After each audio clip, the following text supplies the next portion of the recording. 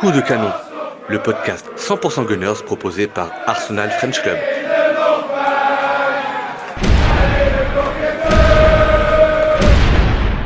L'intérim de Manchester City en tête de Première Ligue n'aura pas duré très longtemps. Arsenal reprend ses droits grâce à une victoire 1-0 en déplacement à Fulham. Mesdames, messieurs, bonjour, bienvenue dans Coup de canon, votre podcast 100% Gunners qui vous est proposé toujours par Arsenal French Club.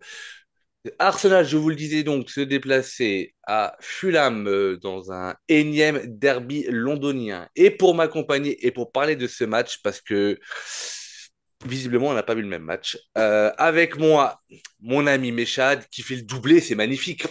Deux fois en une semaine. Salut Méchad, ça va? Tout le monde l'a réclamé. C'est pas vrai, mais je suis quand même là. Ça fait plaisir. Tout le monde, c'était moi. Et Louis. Salut Louis, comment tu vas? Salut Raoul, salut tout le monde. Ça va très bien, merci.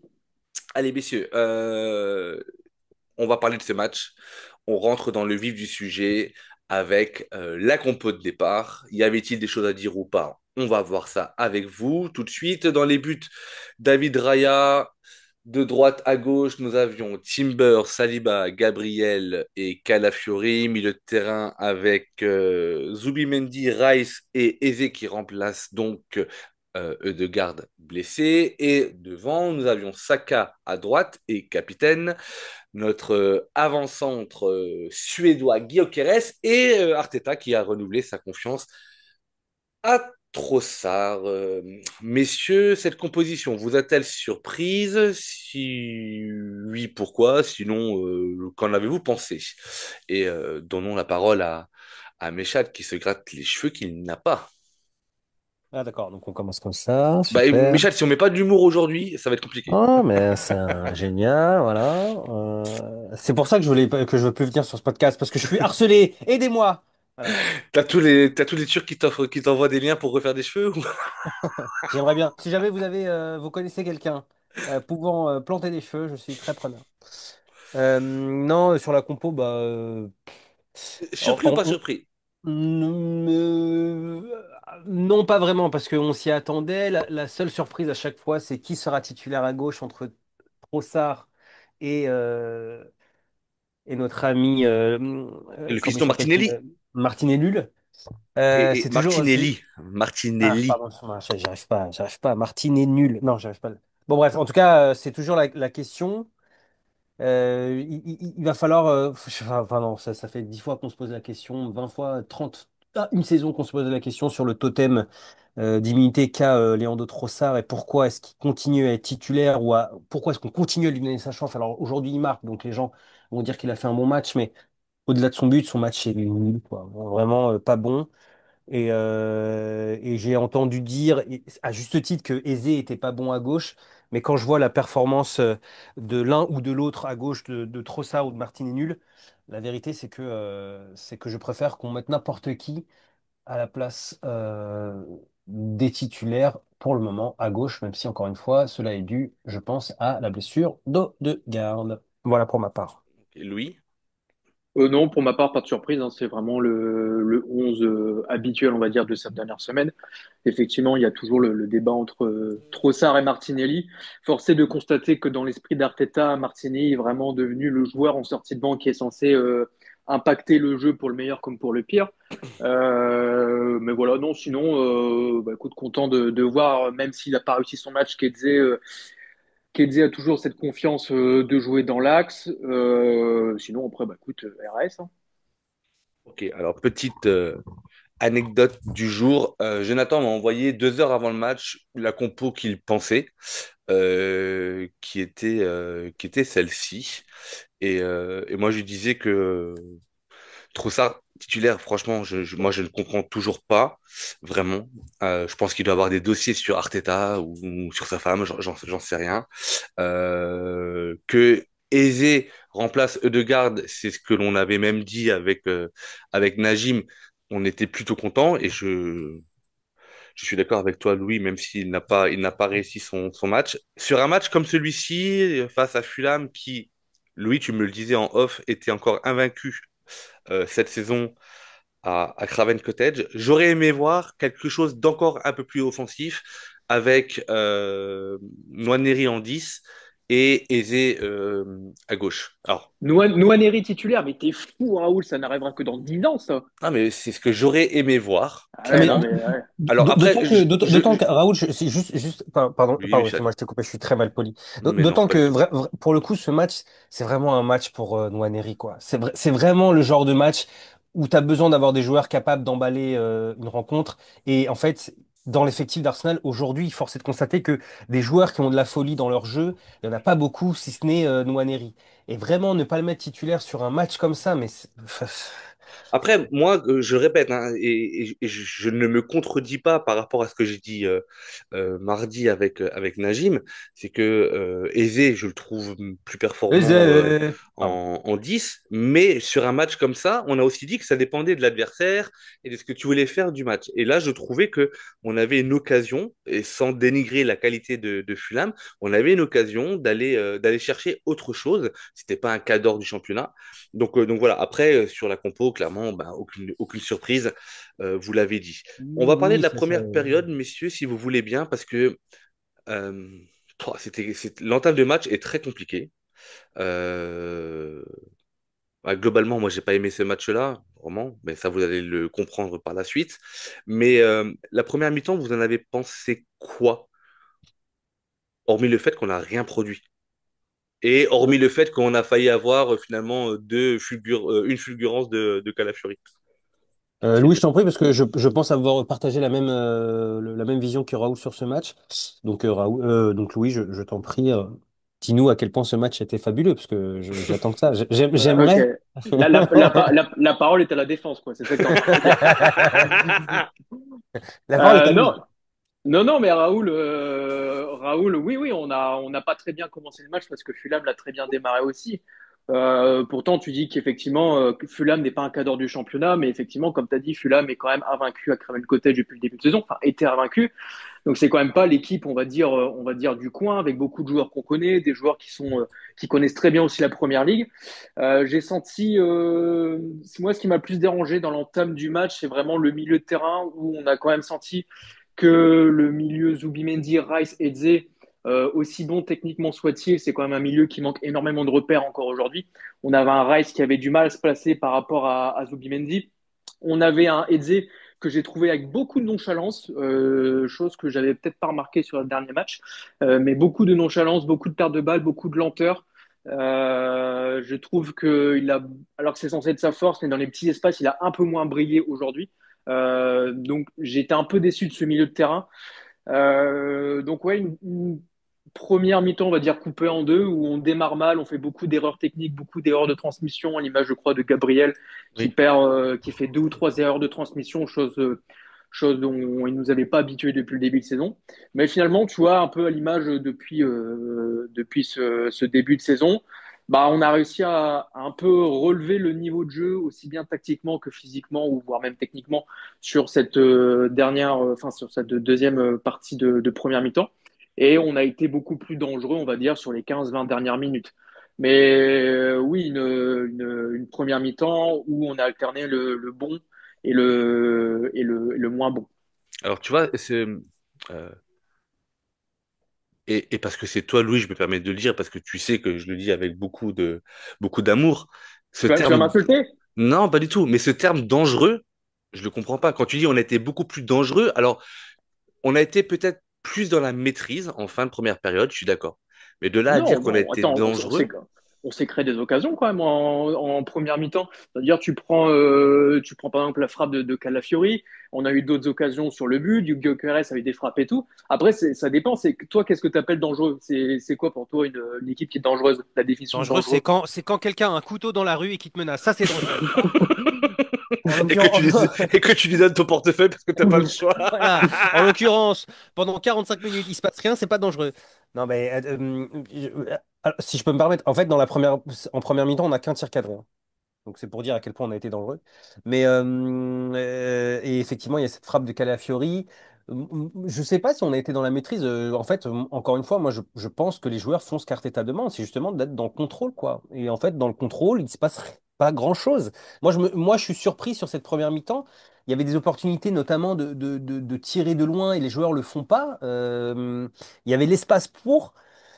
Les joueurs le font pas. Moi, j'ai de plus en plus de mal à comprendre comment est-ce que tu peux te contenter de ce qui se passe sans avoir envie d'emballer le match, sans avoir envie de mettre un peu plus de pression, sans vouloir emballer, quoi. Enfin, encore une fois, c'est vraiment le terme qui me revient à chaque fois sur cette première mi-temps. Je me dis, mais pourquoi est-ce qu'on n'emballe pas le match? Pourquoi il n'y a pas un joueur qui prend ses responsabilités, même si sur l'ensemble du match, on pourra le dire aussi après, il y en a un qui a essayé de faire des choses, c'est Saka. Pour le coup, moi, je suis souvent dur avec lui, mais pour le coup, lui, il a essayé de faire des choses, notamment en deuxième. Mais c'est vrai que pendant une demi-heure, il se passe rien, quoi. Et là où Fulham, sur la première, nous propose un défi physique, parce que bah, globalement, c'est ce qu'ils sont capables de faire.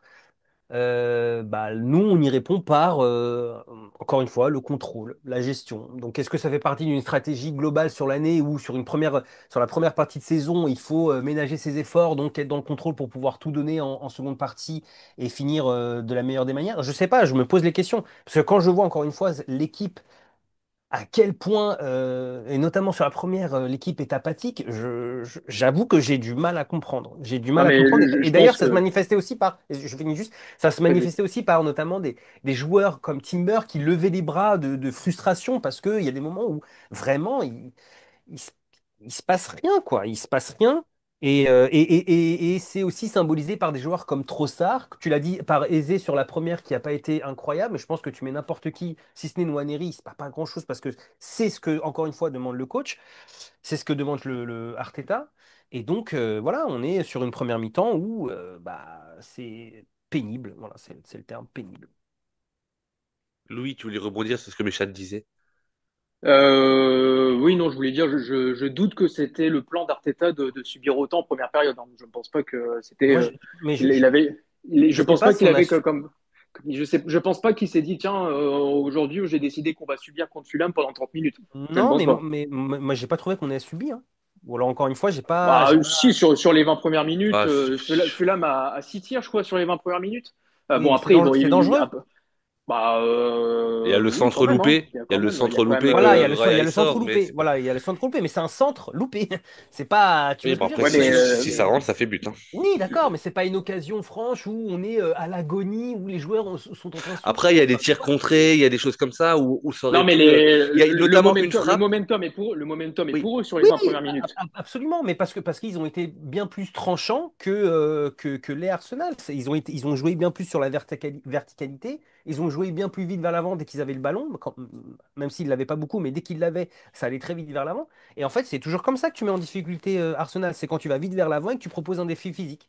Ah oui, on le sait, mais visiblement, moi je pense encore une fois, je dis pas que le but d'Arteta c'était de dire on subit et Inch'Allah on marque sur corner. J'espère quand même enfin, Inch'Allah, Inch'Allah, comme on dit en espagnol, que c'était le projet d'Arteta. Le projet d'Arteta, c'est juste de dire, les gars, contrôlez, et s'il y a l'occasion de marquer, on marquera. Voilà, c'est tout. Le bloc se rabat, donc on fait en sorte de faire tourner le ballon, de fatiguer l'adversaire pour créer des espaces. Voilà, c'est ça la strate de Mikel.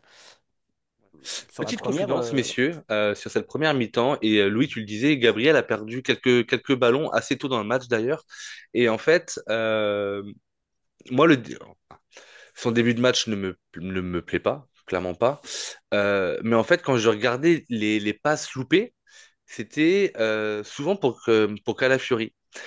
Et je me fais cette réflexion, je pense à peu près 30 secondes avant la frappe de Calafiori qui fait but avant d'être refusé pour un hors-jeu très clairement présent.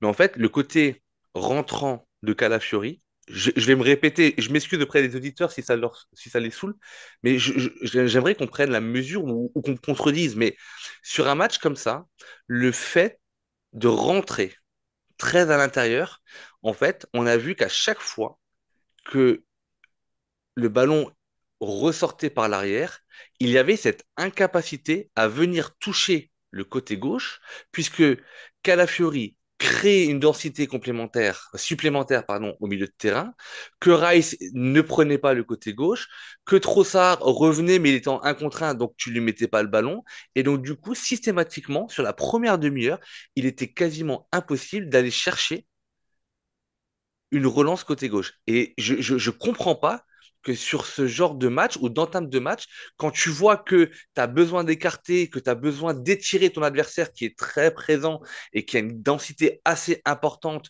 sur la deuxième ligne sur la ligne des milieux notamment, que tu t'obstines à vouloir jouer intérieur.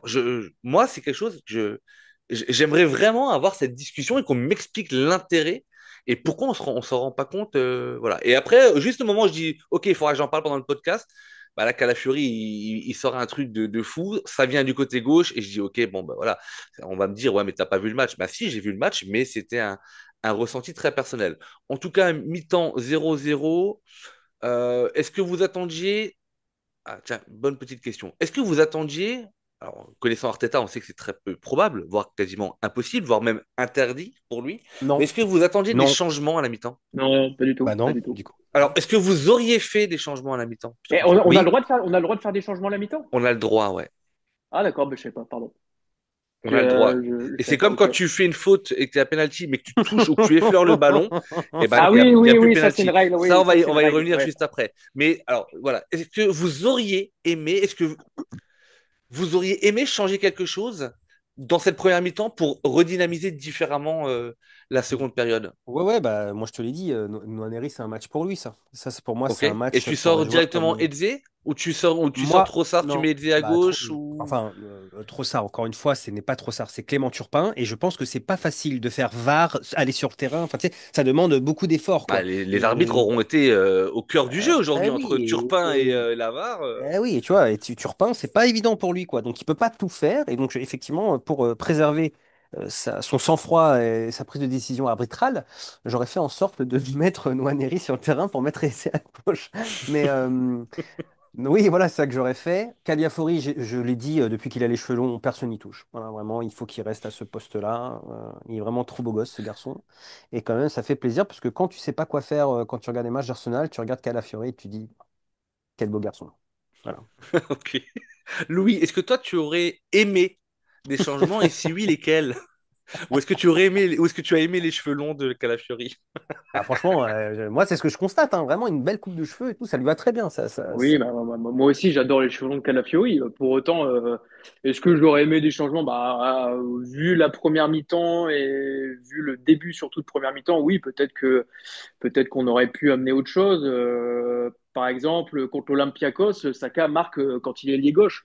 Est-ce qu'un Nwaneri ailier droit, Saka ailier gauche, c'est quelque chose qui est interdit, voire impossible, qu'on puisse un jour tester? Ça, je ne sais pas. Je ne sais pas s'il le fera un jour, mais pour moi, Saka ailier gauche, c'est du très bon Saka, comme on peut le voir à droite. Hein. C'est pas quelque chose de déconnant. Mais bon, sinon, oui, Nwaneri, mais Nwaneri, on sait que depuis le début de saison, il n'est pas vraiment dans les petits pas, enfin, il est pas vraiment dans les petits papiers. C'est peut-être un peu extrême ce que je vais dire, Dans les mais plans de d'Arteta. il est pas vraiment vu comme un futur titulaire à très court terme, quoi, on va dire. Mais Donc, non, mais parce qu'il risque d'enflammer le match, il risque de faire des choses stylées. Donc en fait, on préfère mettre Mikel Merino qui fait rien. Et c'est quand même bien plus stylé parce que effectivement, quand Mikel Merino est entré sur le terrain, on a vu la différence, hein. Franchement, ça a apporté un surnombre au milieu de terrain, de la créativité, vraiment, vraiment exceptionnel, hein. Hein, exceptionnel. Avant le changement de Merino ou l'entrée de Merino, messieurs, dans cette seconde période, pardon, alors à moins que j'ai loupé des faits de jeu super importants, mais on arrive quasiment à l'heure de jeu, 58e minute de jeu sur, bien entendu, un corner tiré par Saka, ballon dévié de la tête par, devinez qui, Gabriel. Le ballon arrive au deuxième poteau sur Clément Turpin qui, la cuisse, la pousse au fond et ça fait Ouais. 1-0. Et on est tous très contents de ce but, quelle que soit la manière dont on l'a marqué, puisque ça, ça déverrouille le score et ça nous donne, en tout cas sur le moment, provisoirement les 3 points. Euh, mais avant ça, encore une fois, il n'y a pas de. Il Il n'y a n'y a pas un pas des une premiers stat. raids, il y a pas un des premiers raids solitaires de Saka avant le corner? Ou c'est après qu'ils y Alors, sont. si tu permets, Michel, je voudrais qu'on parle globalement de la deuxième période. Et en fait, j'aimerais qu'on fasse deux focus sur cette rencontre-là. Et je vous les annonce déjà, messieurs, ça va être Saka et Guillaume Quérez. Euh, mais en soi, sur la deuxième période, à part le but, il y a quoi à dire? bah, il y a quand Euh, même le momentum globalement, il est pour nous sur cette deuxième période. Enfin, ouais, autant sur la première période, alors d'accord, on démarre pas très bien et on finit plutôt correctement. Autant sur cette deuxième période, on est quand même l'équipe la plus dangereuse, quoi. Quand tu regardes enfin, Gyökeres a des occasions, on a des occasions. Saka a aussi déclenché des frappes qui ont été dangereuses, etc. Donc on peut pas dire que ce score de 1-0 est un peu tombé du ciel. Pour moi, le momentum est clairement pour nous. Et alors oui, c'est encore sur corner, etc. Mais tu l'as dit, on va faire un focus sur Gyökeres, mais Gyökeres a deux, trois occasions, dont à mon avis, pardon, il peut en mettre au moins une. Et 2-0, ça serait pas un scandale, quoi, hein, vu la Bah, seconde ça aurait période. été même rassurant parce que moi j'ai quand même eu peur, même encore une fois, sur un fait de jeu de merde, d'une main ou n'importe quoi, que Fulham nous la mette à l'envers dans les derniers moments. Euh, j'ai perdu le fil. Attends, deuxième période. Tac, tac, tac, tac, tac, tac, tac. Ouais, Louis, tu sais, tu parles de momentum. Oui, Oui, c'est notre meilleure période du match. C'est probablement la deuxième période. Mais j'en parlais avec Jonathan et on a eu cette discussion avec Najim, si tu as écouté l'épisode de mardi. Euh, oui, les fameuses statistiques de possession, etc. Je crois que c'est oui. vers la 60e ou 65e minute de jeu à peu près. Il y a Canal qui annonce la possession. De mémoire, c'était 76% pour Arsenal, 24% pour Fulham, deux tirs pour Fulham, un tir pour Arsenal. Est-ce que notre momentum, c'est d'avoir la possession de balle, mais finalement de pas être très dangereux? Tu vois, tu vois, encore une fois, alors dans ma tête, ça rebondit forcément sur ce que Najim disait, c'est que de façon générale, les stats, il faut aussi les analyser. Mais moi, si tu t'arrêtes à 76-24, t'appelles un pote, tu dis, c'est comment le match? Bah, tu dis, bah écoute, là, à l'heure de jeu, possession, deuxième période, c'est 76% pour Arsenal, 24% pour Fulham. Le mec, il se dit, waouh, ultra domination d'Arsenal, etc. Mais en fait, dans la maîtrise, encore une fois, je parle de maîtrise et de contrôle pour reprendre le terme de Méchade, le contrôle, oui, mais est-ce que qualitativement, vous avez vu de façon globale une belle rencontre d'Arsenal? Bah, c'était pas la meilleure rencontre. Mais quand je regarde les stats du match, écoute, on tire quand même 16 fois au but, ce qui n'est pas rien. Et par exemple, Fulham, qui fait un beau match, je pense au global, il cadre zéro frappe. Et il tire 9 fois au but, je crois. Oui, c'est ça. 9 fois au but et zéro tir cadré. Je veux dire, ça montre Ah, quand même que clairement, le momentum était pour ah, nous. mais c'est pas Après, logique, ça veut dire que le centre loupé, il est même pas considéré comme un tir cadré? non, c'est un centre. Bah, ça devient une frappe, au final. Bah écoute, je suis pas sûr. Là, je suis devant les stats. En tout cas, ils Non, mettent mais vraiment zéro je tir crois cadré. tes chiffres, mais déjà là, je me dis, bah, j'ai au moins un exemple où si Raya la met pas en corner, elle va au fond, quoi.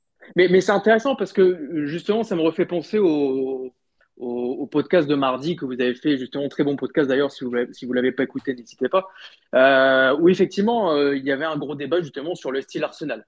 Alors, je suis Hmm. d'accord avec vous, on n'a pas le plus beau style, c'est pas Barcelone Prime, etc. Mais en fait, je me dis, quand je regarde par À exemple Barcelone tout court. Barcelone tout court, ouais, oui, oui. Bah, il y a eu des, il y a eu Barcelone des pareil, pareil Barcelone, même. il y a eu des Barcelone, bon bref.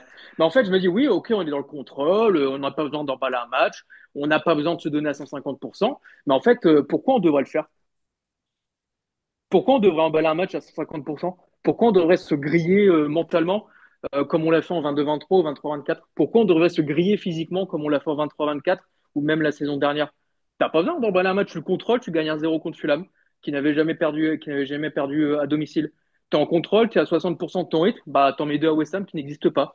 T'es en contrôle, t'en mets deux à l'Olympiakos avec des champions, t'as un vaincu. T'es en contrôle à 60%, bah t'en mets 5 à Leeds. Pourquoi en fait on devrait, sur chaque match, emballer toujours tous les matchs, se donner à 150% comme on a fait en 22-23? Parce qu'on l'a fait en 22-23. Je me souviens, vous l'aviez dit dans le podcast. Mais Hmm. qu'est-ce que ça nous a rapporté au final? Bah, rien. Bah non, mais à minima des émotions. Mais Mais des oui, Ouais, émotions. mais mais par contre, le côté, ça ne nous a rien apporté. On l'a dit, puisque j'ai même parlé de traumatisme pour Arteta, et je te Ouais. rejoins. Mais à ce moment-là, Louis, si on faisait, si on essaie de chercher un juste milieu entre l'investissement total, voire même à 150% sur toute une rencontre, et le contrôle à 60%, est-ce que à minima, Louis, s'il te plaît, on pourrait pas commencer à contrôler quand tu mènes 2-0? Parce qu'à 1-0, encore une fois, si là, Fulham, ils te mettent un pion à la fin parce que tu touches la balle de la main, parce que tu défends mal, que tu y a un pied qui traîne, que le VAR, au bout de 15 minutes, va te dire il n'y a pas faute, mais il n'a pas touché le ballon, donc c'est penalty dans les nouvelles règles, et que ça fait un partout à la fin. Mais on n'a Euh, pas fermé, on n'a pas fermé le jeu, Raoul, quand on a gagné 1-0, quand on menait 1-0. Quand Gyökeres a ses occasions, ça fait non, 1-0. Quand ça, on ferme pas le jeu, mais on produit pas de jeu, moi je trouve. bon, je suis pas d'accord. Pour moi, on produit on produit un jeu qui est à la mesure d'un match à l'extérieur en première ligue qui est compliqué. Alors oui, je suis d'accord, ça rapporte pas énormément d'émotions. Mais moi, cette saison, je demande pas à Arteta de m'amener des émotions. Je lui demande de gagner la première ligue. Donc, si à la fin de saison, on a 60% sur chaque match, qu'on gagne 1-0 à l'extérieur et qu'à la fin, on gagne la première ligue, moi, j'ai aucun problème, hein. Émotion, Ouais. pas émotion, etc. J'ai aucun Ah, souci. après, encore, c'est ce qu'on disait, c'est là pour le coup, c'est une idée du football ou en tout cas une volonté de résultat qui fait que on est prêt à accepter le fait de gagner 1-0 tous les matchs plutôt que d'avoir un jeu emballant. Mais après, ça, c'est votre vision à vous, les gars. Moi, vous le savez, je suis pas du tout d'accord avec ça. Mais bon, soit à la rigueur, si c'est ce qui est le plus important pour les supporters, c'est de gagner un titre. Moi, encore une fois, quand je passe du temps devant un match, j'attends que ce match soit divertissant. En l'occurrence, c'est pas le cas. Mais bon, bref. Mais imagine un foot quand même avec que des Arteta ou des Didier Deschamps en tant qu'entraîneur. Franchement, ce serait un peu long. Ce serait pas aussi beau ce sport quand même. Pas ce- Mais Après, pour être sérieux 30 secondes, en réalité et dans les faits, Louis a raison. Si en faisant le minimum, on gagne tous les matchs, bah T'as pas oui, en besoin, fait, t'as pas besoin de te fouler, en fait. T'as pas besoin d'augmenter ton rythme. c'est la vérité. Ça, c'est une vérité ok, bah, absolue. ce raisonnement, je suis d'accord Ap- avec vous, et je après, l'ai dit mardi. Pardon, mais ça, je ne me permets de te couper. Je suis d'accord avec vous, et moi, je l'ai dit mardi, puisque entre Najim, Jonathan, toi et moi, finalement, il y avait presque que toi qui disais, je suis pas prêt à mettre mes émotions de côté pour mais je suis toujours arriver pas, à hein. un titre, et toujours pas, oui, oui. Et moi, je disais que ça fait quand même maintenant 22 ans. Bah, ça fera 22 ans, ou bah, ça fait déjà 21 ans, voire même 22 en fin de saison si on ne remporte rien, qu'on n'a pas remporté de titre, et que j'aimerais de nouveau voir le nom d'Arsenal dans la liste des vainqueurs de la Première Ligue. Voilà, donc voilà. Mais après, quand on parle d'émotion, et là, je vais vous donner juste un exemple pour l'amoureux du football et de la Première Ligue, le Crystal Palace Bournemouth de cet après-midi, Très stylé. commenté d'ailleurs par notre ami Najim Najim. Medini. Ouais. Bah voilà, on parle d'émotion, on parle de foot, on parle de foot plaisir. Alors c'est peut-être pas toujours beau à voir, mais je pense que même quand tu n'es pas supporter d'une des deux équipes, tu prends plus de plaisir, je parle footballistiquement parlant, à voir un match comme ça, avec 6 buts, que de regarder Mais en fait, un 0. en fait, au-delà même de parler d'émotion, parce que l'émotion, ça appelle à un peu un côté irrationnel. Et en fait, ce qu'on analyse dans du football, il y a évidemment une partie irrationnelle qui fait qu'on s'attache plus ou moins à des équipes, mais il y a quand même des fondamentaux. Encore une fois, quand l'équipe est en bloc bas en face, et que c'est Fulham, et que malgré ce bloc bas, quand tu as des occasions et l'espace de tirer de loin, d'emballer, d'accélérer, et que tu le fais pas, moi, c'est plus ça qui me gêne. C'est pas le fait qu'il n'y ait pas d'émotion, bon, bah, ok, il n'y a pas d'émotion. Enfin, c'est pas. Encore une fois, ça appelle à autre chose encore. Mais sur des fondamentaux basiques, je trouve, et en même temps c'est antinomique parce qu'on gagne depuis un petit moment, mais je trouve que même sur ça, on n'y est pas. Mais après, c'est là où le côté rationnel de Louis, et il a raison, arrive, c'est que en fait, si en faisant ça, on gagne, c'est très bien. Mais moi, je suis convaincu aussi aujourd'hui que si on gagne, t'as beau me dire que Fulham est invaincu depuis le début de la saison, ça reste Fulham, À c'est domicile, pété. avec à Ouais, domicile. mais c'est pété, c'est pas au niveau, c'est pas du niveau d'Arsenal. Faut arrêter en fait. La logique, c'est que Arsenal gagne. Ça, c'est ça la logique. Et en fait, j'en ai marre aussi moi du discours. Je trouve que c'est un manque d'ambition. En tout cas, c'est donner des excuses à Arsenal de dire ouais, mais en face, ils ont pas, ils ont été invaincus depuis 16 matchs. D'accord, ça reste Fulham, ça reste un effectif qui est bien en deçà de la qualité d'Arsenal. Donc la logique est respectée. On gagne ce match-là. Point. Maintenant. Je sais plus ce que je voulais dire, mais voilà, vous m'avez compris. On Ouais, t'a mais tous attends, compris. mais Chad, sur les saisons dernières, on a perdu combien de matchs à Fulham, malgré qu'ils soient en dessous de notre effectif? Mais c'est Pour pas moi, normal. oui, c'est pas normal, mais ça prouve bien que Fulham, alors certes, c'est pas une équipe qui joue les premiers rôles en première ligue, mais c'est pas non plus, c'est pas Non, Leeds, mais Enfin, c'est pas ça, c'est pas reste, Burnley. ça reste de la première ligue, ça reste des matchs qui sont, si tu les prends pas au sérieux, qui sont des matchs pièges, bien évidemment, on est d'accord sur ça. Mais encore une fois, je suis désolé, il y a 10 classes d'écart entre Arsenal et Fulham. Donc qu'on me dise pas que c'est surprenant ou que c'est hyper bien joué de la part d'Arsenal d'avoir gagné ce match. C'est la normalité pour un club, encore une fois, qui se veut champion d'Angleterre et qui se veut prétendant à la Ligue des Champions. Je veux dire, tu Mais je vois, crois faut que juste. là-dessus, Tu vois, là-dessus, oui, on est d'accord. Je sais qu'on est ouais, d'accord. Je sais qu'on est d'accord. là-dessus, il y a personne qui va te contredire, tu sais, t'inquiète. Tu vois, c'est juste ça, quoi. Après, encore une fois, le résumé de tout ça, et t'as raison, je le redis, t'as raison. C'est pourquoi faire plus quand en faisant le minimum. Ah oui, c'est ça que je voulais dire. Pourquoi faire plus qu'en faisant le minimum, ça suffit. La vérité, c'est que je pense aussi que si ça avait été un adversaire aujourd'hui plus de meilleure qualité que Fulham, probablement que sur les incursions de Fulham, on aurait été bien plus en danger, voire possiblement on se serait pris un but, tu vois.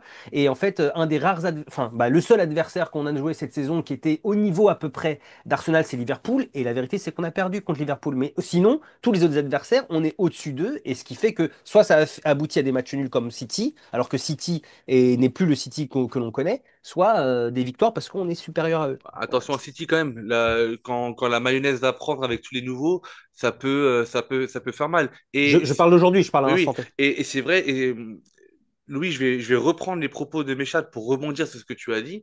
Le match de Liverpool à Liverpool où on perd 1-0, jusqu'au but et le coup franc magnifique que l'on prend et qui va donner la victoire au final à Liverpool, on peut dire qu'on est dans le contrôle.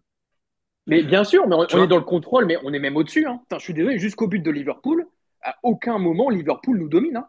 Oui, donc on est Les occasions, c'est nous on qui est les dans la avons. maîtrise, mais c'est là où tu vois que sur un éclat de génie ou un coup de pas de chance Un exploit ou un individuel exploit aussi, individuel ou une erreur individuelle, toute ta on perd. philosophie de contrôle ou de d'être à 70-80% sans être à 150% peut avoir ses limites. Mais après, Ah, mais après c'est le football. Hein. Je veux dire, je pense que si Zoboza il tire les 10 prochains, même coups francs, peut-être qu'il en met zéro. c'est Bah comme après, Oui, mais, Rice, les coups qu'est-ce que francs tu de veux dire? Real. C'est oui, mais comme les Louis, coups francs de Rice. C'est Oui, oui, mais Louis, mais du si on coup, prend ça ce veut match, dire si que on ça prend ce suffit pas. match avec, si on prend ce match avec ambition et si on joue comme on pourrait jouer, ce match, on l'aurait emballé et probablement, alors je sais pas, on le saura jamais, mais probablement que en tout cas, le contenu du match aurait été différent. Si on C'est une n'avait Mais je pas été pense à que 90%, mais à 150% sur ce match-là, et qu'on y exactement. avait mis juste, en plus des ingrédients que l'on a mis, l'ingrédient principal qui était pour moi. Alors, quand je dis pour moi, je vais dire pour nous. Et encore une fois, sur ce match-là, j'ai écouté, je pense, à peu près tous les podcasts possibles et inimaginables, qu'ils soient français ou anglais.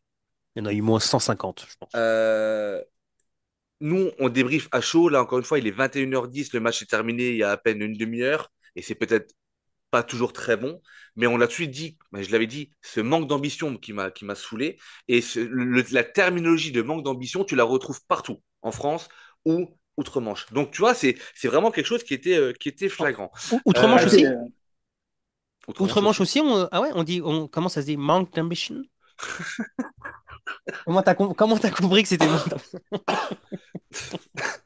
Il est con, Pardon, il est con. j'essaie de Non, faire des petites blagues, voilà, j'essaie c'est de pour ça faire des qu'on aime petites blagues. t'avoir, Méchad.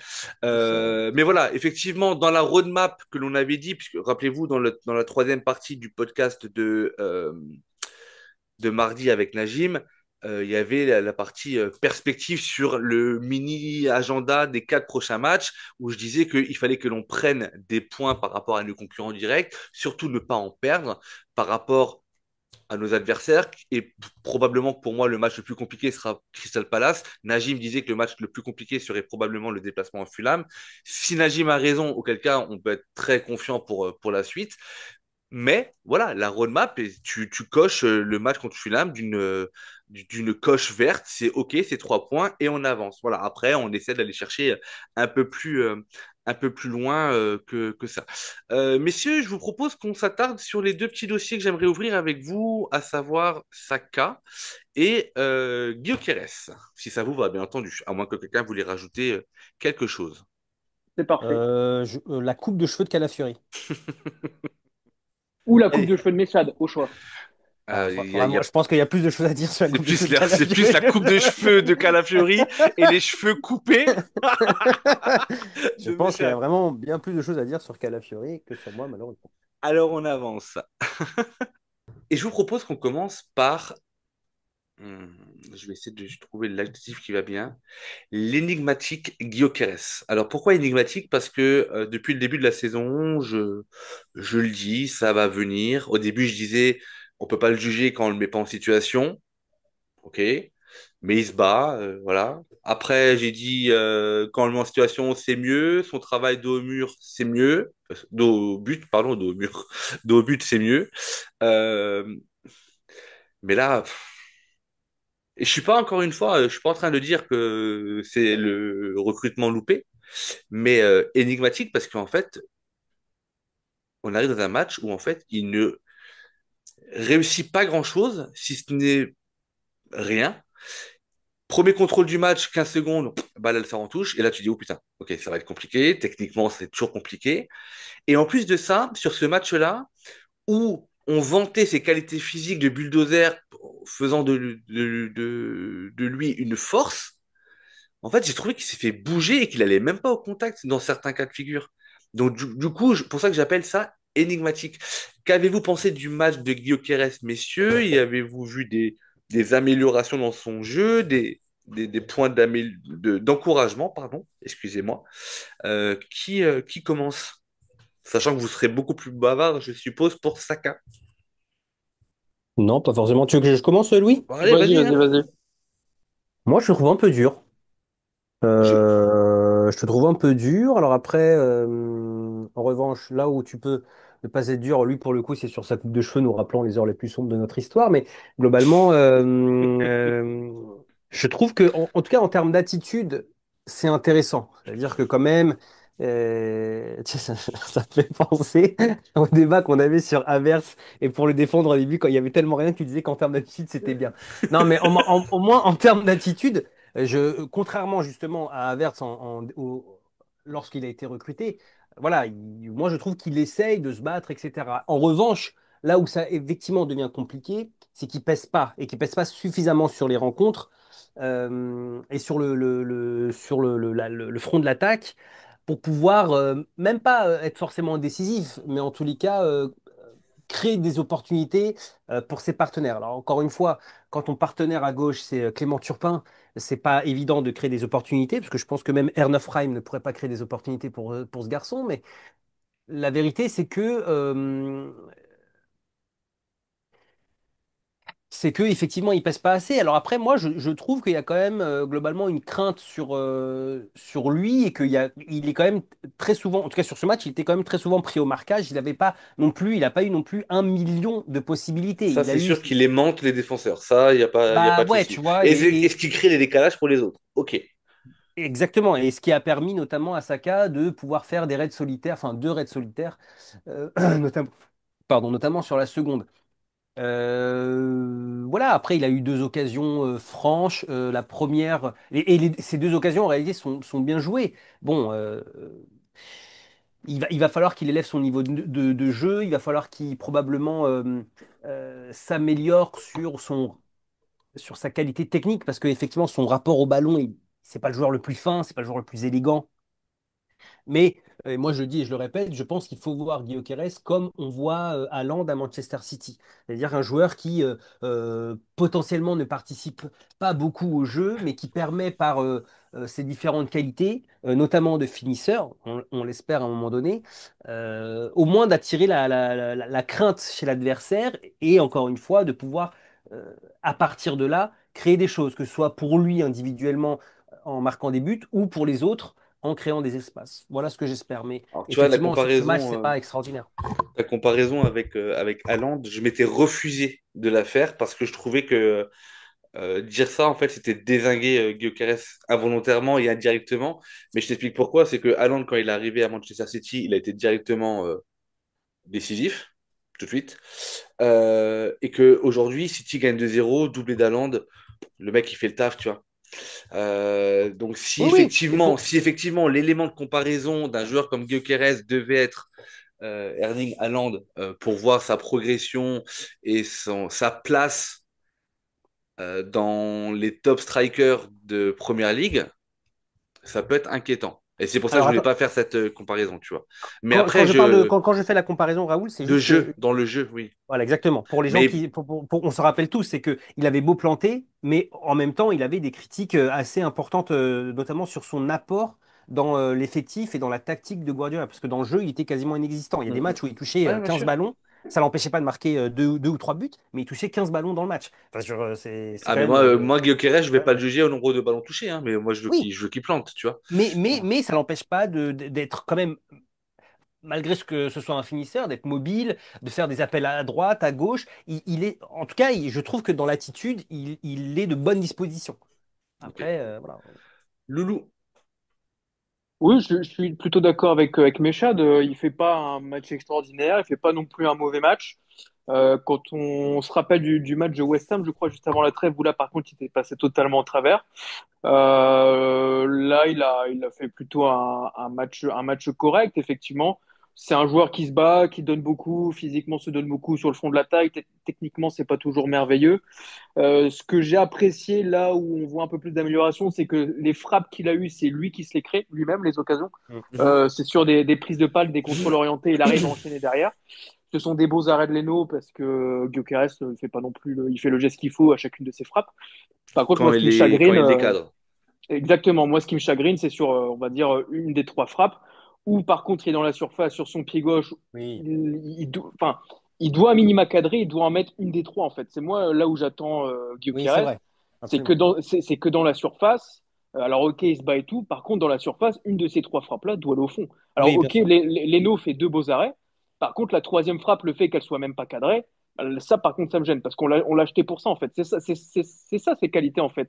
On nous Ouais. a vendu un Bien mec sûr, que hein. dans la surface, voilà, quand il tire, il y a 50% de chances que ça aille au but. D'ailleurs, Bah cette là, frappe est tombée dans la Tamise, apparemment, hein. mais Elle est oui, passée au-dessus de elle est la même pas tribune. cadrée. Elle est même pas cadrée. On sent un joueur qui, voilà, qui cherche encore des repères. Ça va de mieux en mieux à ce niveau-là où il arrive de plus en plus à se connecter avec ses partenaires. Mais voilà, pour moi, je- ça me dérangerait pas, à la limite, de voir un Gyökeres qui se bat moins. Par contre, s'il y en a une balle dans la surface, bah, qu'il la mette. Ça me Après, dérangerait pas. après, je pense qu'il sait qu'il y a beaucoup de pression et beaucoup Oui, il y d'attentes a autour beaucoup de de lui. pression. Il vient d'arriver aussi. Il faut aussi tempérer un Tu peu les vois, et je choses. Il pense vient qu'il veut d'arriver. prouver, il veut prouver d'une manière ou d'une autre qu'il est utile à cet effectif. Et aujourd'hui, c'est par sa capacité en tout cas, encore une fois, il montre de bonnes dispositions. La vérité, c'est que entre le championnat portugais et le championnat anglais, il y a quand même une différence d'intensité, et que Bien quand sûr. tu fais des efforts pendant 90 minutes, effectivement, soit tu es moins lucide dans la surface, soit, bah oui, tu peux manquer de concentration et donc effectivement rater ce tir au-dessus. Mais tu as absolument raison, sur les trois occasions, il doit en mettre une.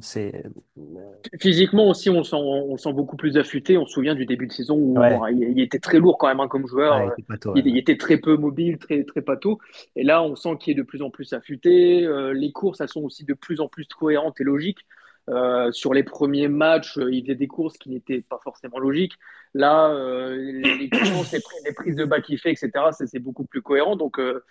Donc ouais, bon, il y a du mieux, mais bon, évidemment, tout le monde sait, et je pense que lui-même le sait aussi, on attend plus de Gyökeres, ça c'est sûr. oui, oui. C'est vrai, tu vois, on est obligé de constater qu'il y a quand même une légère montée en puissance, j'allais dire. En tout cas, effectivement, sur ce début de saison où le mec il courait, on aurait dit patibulaire sur le début de saison. Là, bon, il a l'air bien plus léger et en capacité de répéter les efforts. Voilà. Bon, ceci étant dit, parlons de Saka, messieurs. Euh, on parle peut-être du penalty maintenant? Comme ça c'est fait? On peut. Oui, Penalty ou pas penalty? Pour vous? Ah, c'est c'est dur. Franchement, complexe. c'est ouais, c'est compliqué. C'est complexe. En fait, alors oui, effectivement, le défenseur touche le ballon Ouais, non, il lors effleure le de ce ballon. là, Louis, il il effleure effleure le le ballon. ballon. Bah oui, mais c'est suffisant, il y a Alors, il contact touche le avec le ballon. ballon, ouais, il Il touche le touche le ballon. ballon. Non, Alors, mais Mais moi c'est. il loupe son tas. Excusez-moi, messieurs, parce que là, je veux juste qu'on soit bien d'accord. On a tous vu les mêmes images. Le tu te calmes, défenseur, Raoul, tu te calmes. Ok, calm down. le Merci. défenseur tacle Saka. Sur son tacle, il ne touche pas le ballon. Et Si, Attends, c'est dans son élan ou de la semelle de la chaussure, il va effleurer le ballon. La Oui, mais balle, elle comme Pop, part. hein. Comme Nick Pop, hein. C'est la même situation en Oui, fait, mais hein. ça, c'est pas une règle, ça, messieurs. Ou alors, on a changé les règles de la. Ça veut dire que, en gros, aujourd'hui, je suis défenseur, quel que soit le championnat, ou en tout cas en première ligue. Je vais défoncer mon attaquant et je vais juste prévoir de toucher le ballon. Et je vais dire, ouais, en mais j'ai fait, touché le ballon.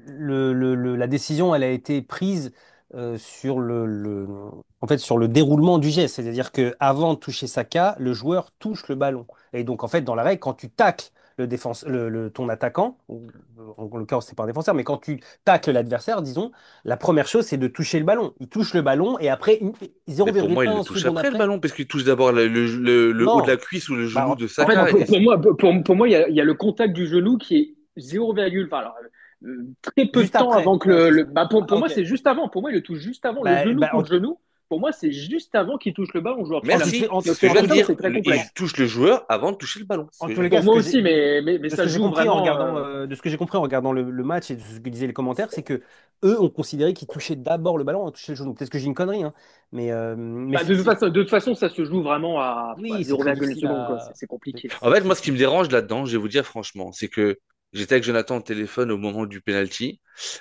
Comment il va, Euh, Jonathan? Et vous avez une belle relation, quoi, avec Jonathan, hein? Ouais, il va bien, Jonathan, ça va? Bah, Jonathan, il veut partager des moments foot quand Non, mais il bien. regarde un match, quand il se fait chier devant un match. Moi, Moi, il m'appelle jamais Louis, alors que. appelle-moi pendant un match. Moi, je Non, décroche, j'ai aucun problème. Non, Méchad, appelle-moi pendant un j'attends. match. D'ailleurs, Méchad, je t'ai appelé pendant le match, t'as Pourquoi pas Jonathan, il décroché. m'appelle pas? Pourquoi voilà. Jonathan, il Moi, m'appelle pas, moi? pareil, pourquoi il m'appelle pas, Jonathan? Alors que je suis allé le voir en Malaisie. Jonathan, si t'écoutes ce podcast, vraiment, Ouais, c'est ça honteux. marche, pas de problème. Franchement, c'est nul. Mais sur le penalty, au début, je dis à Jonathan, sur les premiers ralentis, je dis, Bon, pour on a moi, il n'y aura pas compris. penalty, mais parce que je pensais qu'il ne le touchait pas. Et il y Pour a moi, il était un. en dehors de la surface, déjà, en Alors, première par lieu. contre, moi, j'étais sûr qu'il est dans la surface, par Ok. contre. Mais il y a un angle, il y a un angle, mais c'est pour moi, hein. Il y a un angle, mais si déjà on voit pas la même chose à l'intérieur ou à l'extérieur, c'est compliqué. Il faudrait quand même qu'on. Est-ce qu'on a regardé le même match? Pour moi, il y a penalty sur Calafiori. D'accord? Voilà. Et il n'est pas hors jeu, comme Il il est y a même pas il y en a jeu, 3 semaines. en plus. Mais Absolument. il y a un plan, il y a ouais, un angle où on voit que le tacle du défenseur de Fulham n'est pas forcément très maîtrisé et qu'il touche le haut de la jambe slash le genou de Saka qui peut créer un déséquilibre. Et là-dessus, si maintenant on me dit que, je préfère que l'arbitre il me dise que le contact est trop léger, comme il le fait sur d'ailleurs un peu plus tard sur Gyökeres, quand Gyökeres fait son contrôle orienté et qu'il est un petit, il titube, il trébuche pour finalement s'écrouler et que l'arbitre dit il n'y a rien, ça me va très bien, il y a un léger contact, mais c'est largement pas suffisant pour siffler penalty. Qu'on me dise ça, mais qu'on me donne l'argument, en fait, c'est ça qui me dérange, que le ballon a été touché, mais niquez vos mères, pardon, j'ai pas Oh là prévenu s'il là, y avait des oh, enfants. ouais, Ouais, oh. Raoul, calme-toi, c'est samedi soir, mais tout de même. Oui, mais Ouais. pardon, alors, On va on pas revient en saouler arrière. entre. S'il y a des enfants, mettez-leur la main sur les oreilles, s'il vous plaît, mais qu'on ne me donne pas l'argument, comme contre Newcastle, où il y a un déséquilibre et on dit, ah ouais, mais il a touché le ballon. Mais allez, faire Alors, des attends, attends, bisous. attends. Mais en fait, cette décision à partir. Enfin, j'entends ton Après, je veux pas énervement, qu'on mais la débatte 20 minutes décision. dessus, mais je trouve Non, que non, mais c'est juste pour que les, l'explication qui me dérange, en fait. C'est tout. juste pour que les gens comprennent, en fait, encore une fois, c'est très compliqué.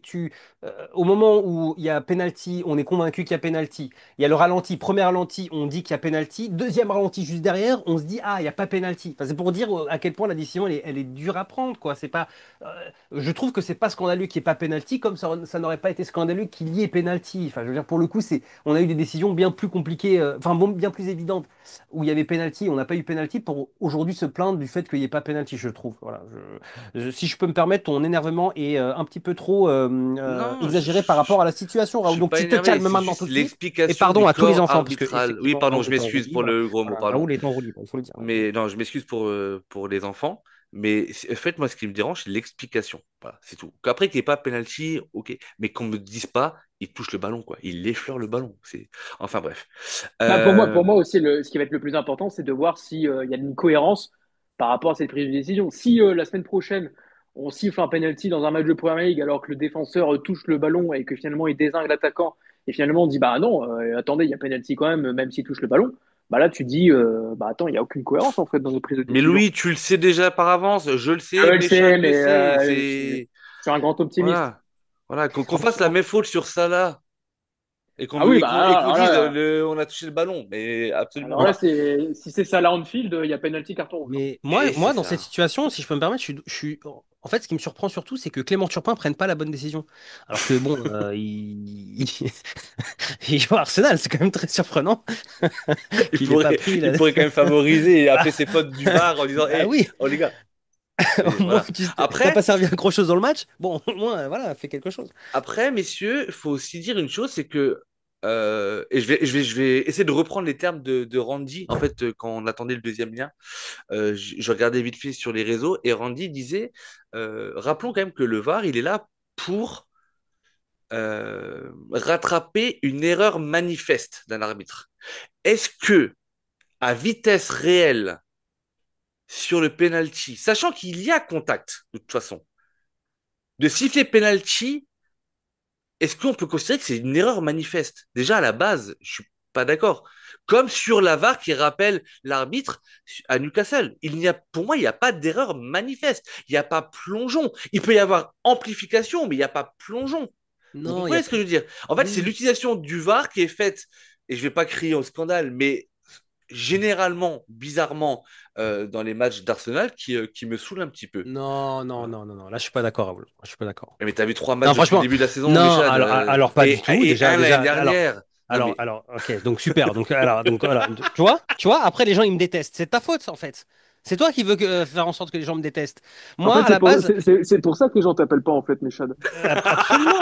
Non, mais absolument. En plus, à la base, moi, je regarde les matchs de Chelsea et là, on me dit de. je comprends Euh, plus. Ouais, je me trompe dans les je comprends prénoms. plus. Moi, il n'y a pas Cole Palmer sur le terrain. Non, non, mais je suis pas d'accord. Enfin, en fait, il y a VAR quand il y a doute sur la décision et le doute m'habite là, en Un l'occurrence doute sur m'habite, ouais. le sur sur le sur le penalty. Non, mais en vrai, il y a doute. Donc il y a doute. Tu fais appel au VAR. Le VAR. Après là, c'est l'interprétation de l'arbitre. Il a pris sa décision. Voilà. Mais la Pas doute, décision, elle c'est n'est pas erreur scandaleuse. manifeste, Méchad. Ouais, mais non, mais c'est pas vrai. Tu sais bien que c'est pas vrai. Tu sais bien que la VAR, elle est appelée quand il y a un doute. Pas quand il y a erreur manifeste, quand il y a un doute. Et là, la décision du penalty, elle n'est pas scandaleuse, Raoul. Qu'il n'y ait pas penalty, pardon, c'est pas Mais scandaleux. je ne crie pas au scandale qu'on nous refuse le Bah, penalty. Je crie au scandale sur l'explication qu'on nous donne. C'est pas pareil. tu m'as l'air d'être bien en colère pour un fait de jeu Je suis qui n'est pas pas tout très rouge. important. Non, non, non. J'étais plus en Pas colère tout face à rouge. des. Enfin bref. Messieurs, Bukayo Saka, On dites-en plein s'adore, hein. de bien parce que Je rappelle. visiblement, il a fait un très très grand match. Ah non, Raoul, là, t'es dur, là. Ah bah, je peux te dire, Méchad, je peux te dire que en off, j'ai dit à Raoul que Saka avait fait un très bon match. Il m'a fait OK, OK, on n'a pas vu le même match. Alors là, je vais te Ah dire, non, là, Raoul, t'abuses. Là, t'abuses. Là, Alors, t'abuses. alors, je vous donne l'argumentaire que Non, non, non, franchement, on n'a pas envie de t'écouter. On n'a pas envie de t'écouter. Non, mais moi, c'est le côté très grand match. On parle du Starboy, etc. C'est le côté très grand match. Il a fait un mais bon pour, match, oui. Il a fait un très grand match. Non, il n'a pas été décisif. Il n'a pas non plus créé 1000 occasions. Il n'a pas Bah, il n'y a créé pas 1000 décisif, situations. il fait une passe D, hein. Ouais, il tire un corner. Oh, putain, pardon. Allez. Messieurs, parlez-moi de Bukayo Saka et de son match, s'il vous plaît. Écoute, moi je vais être très rapide sur Bukayo. Je vais être très rapide sur Bukayo. Tu le sais bien, moi, je l'ai suffisamment répété et les gens le savent pour ceux qui écoutent le podcast depuis un petit moment. Je l'avais même mis dans mes flops il y a pas l'année dernière, l'année d'avant. Parce que je trouve que c'est un garçon qui a un talent exceptionnel. C'est le Starboy de l'équipe. Mais je trouvais qu'il en faisait pas assez et que globalement, quand les matchs se déroulaient pas bien, c'était pas lui qui tirait son épingle du jeu. Aujourd'hui, sur ce match, mais globalement, en fait, à chaque fois que Bukayo est absent, ça se voit. Et à chaque fois que Bukayo est sur le terrain, ça se voit. Et en fait, c'est ça, un grand joueur. C'est quand l'impact qu'il a est suffisamment important pour que ça change quelque chose sur le match. Aujourd'hui, Bukayo, de toute l'équipe, c'est le joueur offensif le plus important par la qualité de ses appels, par sa volonté, pour le coup, notamment en deuxième, d'emballer le match et de faire quelque chose. Je trouve que Bukayo, aujourd'hui, en fait, encore une fois, quand il n'est pas là, ça se voit, et quand il est là, ça se voit. Donc, et notamment aujourd'hui, je trouve qu'il a fait un bon match. D'accord. Michel, juste une question, puisque tu as utilisé 3 fois le terme aujourd'hui en à peu près 1 minute. Quand tu dis aujourd'hui, est-ce que tu parles du match d'aujourd'hui ou est-ce que tu parles à date depuis le début de la saison? Alors aujourd'hui, comme ça fait 4, je dirais que aujourd'hui, ça fait 5. Il a été vraiment aujourd'hui. Non, non, je parle de. euh, je parle effectivement de ce match, mais je trouve. D'accord, ok, d'accord. Mais je. Donc tu le compares avec Trossard et avec Gyökeres en disant qu'il a été le plus performant offensivement. Je suis entièrement d'accord avec toi. Bah oui.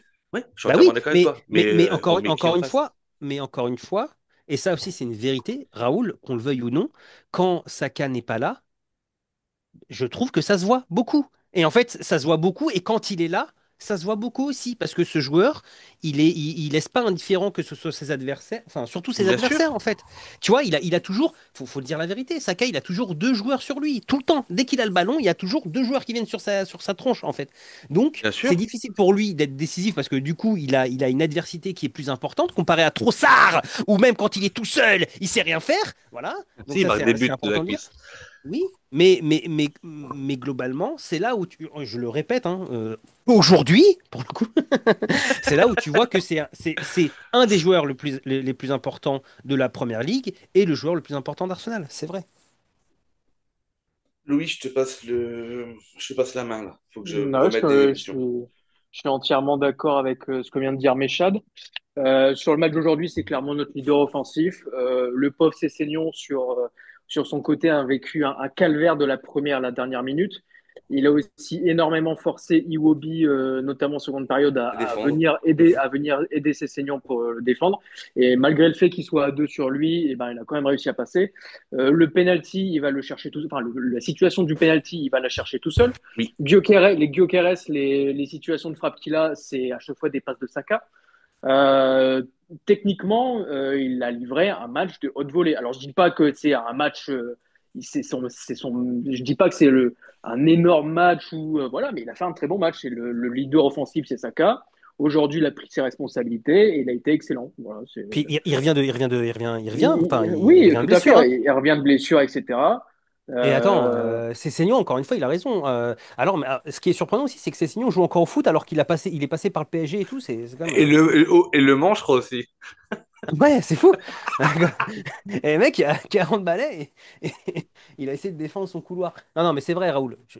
Encore une fois, l'impact qu'a Saka sur l'effectif, il est indéniable. Il est indéniable. on a souvent dit dans le passé, tu vois, que Saka sauvait quelques matchs par un but ou une passe décisive qu'il Mhm. effectuait. Bah là, c'est l'inverse. Il effectue pas de but ou de passe décisive, mais pour autant, son match, il est très cohérent, il est C'est très le. complet et il sort un match Ok. très costaud. En fait, je crois que messieurs, en Même fait, défensivement, hein. je veux pas clore le sujet comme ça très brutalement, mais je pense qu'en fait, on a vu le même match. Il y a juste la terminologie qu'on met. On n'utilise pas la même terminologie. Voilà. Ah, Quand Louis. excuse-nous, Maître Non, non, Capello, non, non, excuse-nous. mais absolument pas. Non, non, mais après, encore une fois, c'est une sensibilité. Quand Louis, tu dis que Saka, il a fait un match de très haute volée, je trouve qu'il a été bon. Oui, il a été bon sur ce match-là, effectivement. Par contre, voilà, je suis pas sûr que s'il fait le même match contre le Bayern Munich, son match il soit aussi bon que ça. Voilà. Et Méchat, quand tu dis que Saka il fait partie des tout meilleurs de la Première Ligue, dans les faits, je ne trouve pas encore, et j'aimerais vraiment beaucoup, À je ne son trouve pas poste, encore. Ouais, parce que bah, y tu a-t-il dis, tu, et tu, il y a combien de meilleurs attends, joueurs, attends, attends, laisse-moi meilleurs terminer, joueurs parce que. que quand tu disais que on voit une période avec et sans Saka, euh, je rappelle quand même qu'en début de saison, quand il est blessé et que Madueke est mis sur le côté droit et qu'il enchaîne deux, trois bonnes performances avant de se reblesser, il y a même un moment donné sur un des spaces où on dit si Madueke continue comme ça, est-ce que Saka peut ou doit s'inquiéter pour son poste là? Tu vois, alors le foot va très vite, je suis d'accord. Voilà, je trouve juste qu'on n'utilise pas la même terminologie. Après, je n'utilisais pas du tout la même terminologie pour Havertz il y a 2 ans et ça m'allait très bien aussi, tu vois. Donc, c'est une question de sensibilité. Voilà. Il a été bon, le très très bon au match de haute volée. Pour moi, c'est légèrement too much. Mais je pense que c'est notre. Encore une fois, avec Timber, pour moi, il est dans le top 2 des. De toute façon, on va le voir avec les tops et les flops, mais il fait partie des tout meilleurs de cette rencontre-là, côté Gunners. Effectivement. Avant de passer sur les flops, et avant que vous vouliez encore réagir, messieurs, mais avant de passer. Oui, non, Méchan? Non, non, Non? je t'en prie, je t'en prie. Ne faites pas la gueule, les gars. Non, je t'en On est prie. là pour échanger. Louis, tu voulais rajouter quelque Non, chose ou pas? Non? Ok. pas du tout, pas du tout, pas du tout. Tu connais vraiment rien au foot. Oui, Non, mais alors. euh, avant de passer au flop et au top, juste une petite citation euh, que je viens de voir postée sur le compte X d'Arsenal French Club. Très bonne asso, très bons réseaux sociaux d'ailleurs. Une citation d'Arteta sur Leandro Trossard en conférence de presse. C'est Ah, la je viens de petite, la lire. ça va Ça m'a être fait la rire. petite touche d'humour, messieurs, du podcast, je suppose. Il a cette qualité pour créer des moments magiques quand l'équipe a le Oh. plus besoin de cette intuition pour être au bon endroit au bon moment. C'est une arme massive pour nous. Je pense qu'il a été très bon ces dernières semaines. Donc moi, quand je lis ça, je vois qu'il a des moments magiques. Ok, donc il a mis la cuisse. Que c'est une arme massive. Ok. Non, mais Oui, non, mais ça, Raoul, c'est de la com. Mais par contre, on peut pas enlever à Trossard le fait que c'est quand même un énorme joueur clutch. Enfin, je veux dire, Trossard, Bien sûr. sur combien de matchs on était nul et tu arrives à le trouver d'un point tard dans la surface, il met un but. Donc ça, par contre, je suis d'accord qu'il y a toujours, il est toujours bien placé. Mais Après, avec, je le disais à un pote pendant le match, parce que Trossard était très mauvais, faut le dire comme il est. Il est décisif, il nous donne 3 points, mais il était très mauvais aujourd'hui. Et pendant le match, je discutais avec un pote, je dis, de toute façon, tu sais quoi? Trossard, ça sert à rien de le critiquer parce que il suffit juste qu'il marque et qu'il nous donne les 3 points pour que son match soit sauvé. Et je pense que c'est ce qui s'est passé ce mais il est même pas soir. sauvé son match. non, il n'est pas sauvé son match, hein, je pense Franchement, pas, hein. il est horrible son match. Ouais, mais Il il est nous donne les 3 points, horrible. il est décisif. L'occasion qu'il a quand il contrôle et qu'il met 1 million d'années avant de tirer. En plus, il Ah, tire c'est à là où dans le côté. groupe tu mets. Je ne Ah dirai non, pas ce non, que mais tu as mis. vraiment, vraiment. Les flops et les tops. On commence par les flops, messieurs. Quels sont vos flops, si vous en avez, sur cette rencontre-là? Je commence? Bon, Vas-y, vas-y. vas-y, Michel. Alors, Raya,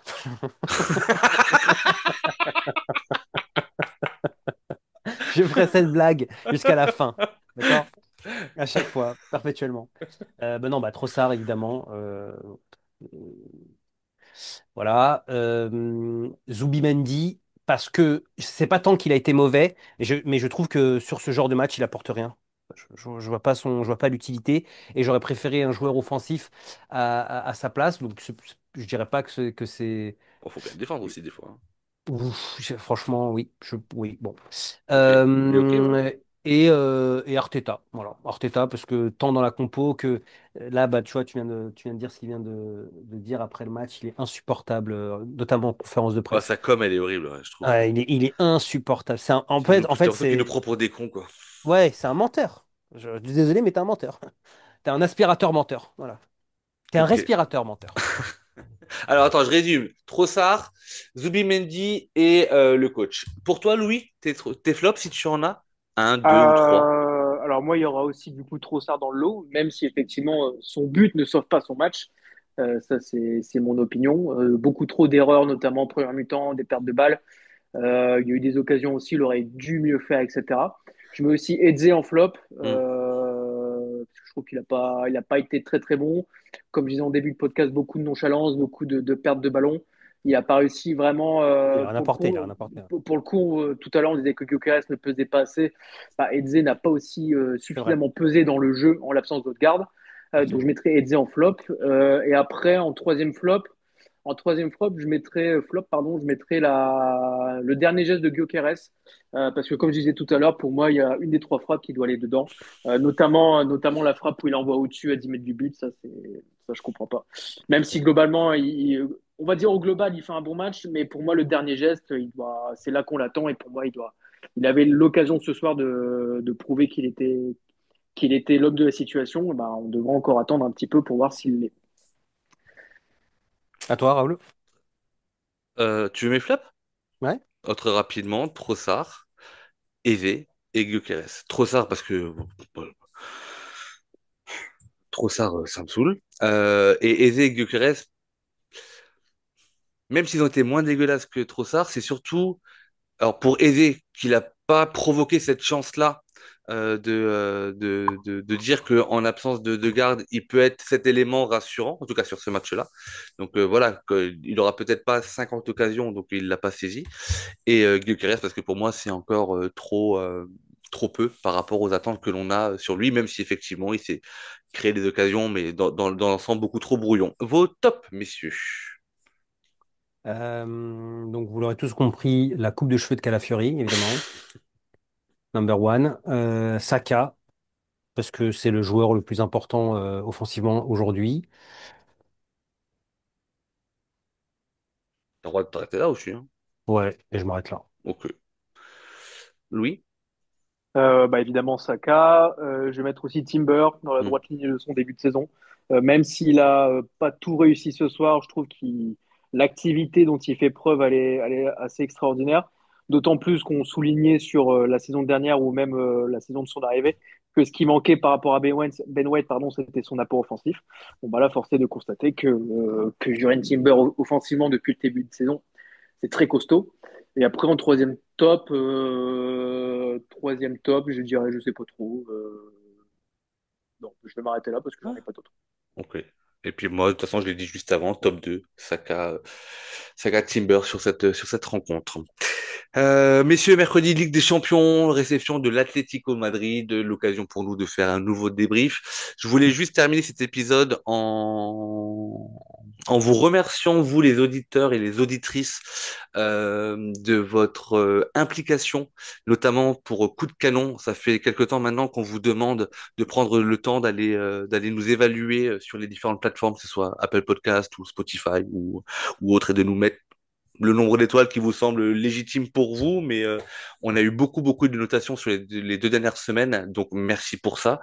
Et le dernier épisode avec Najim qui suscite beaucoup de commentaires, que ce soit sur YouTube, les commentaires sont visibles, que ce soit sur Spotify également, mais beaucoup de messages privés où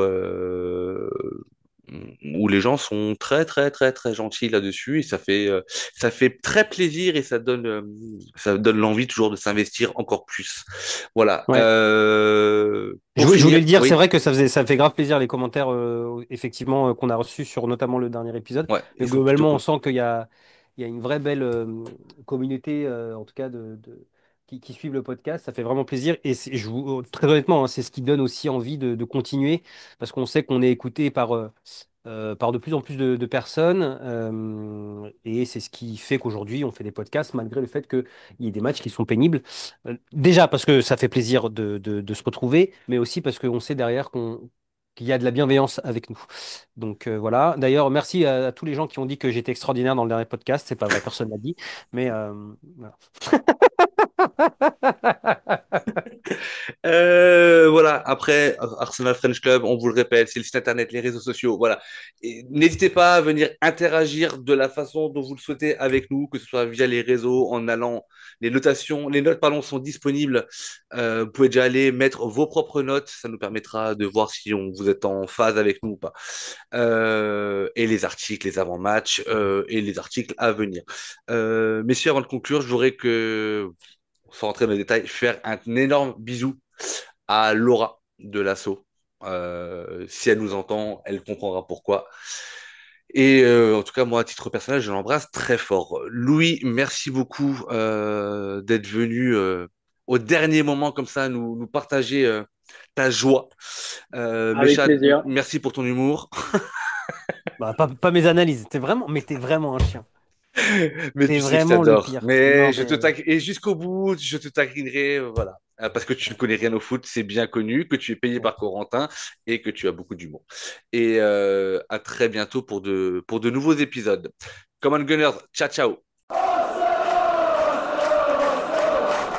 Just would like to finish by one simple word. I will miss you. Thank you all for being such an important part of my life, and hope to see you soon. Well done. Bye bye.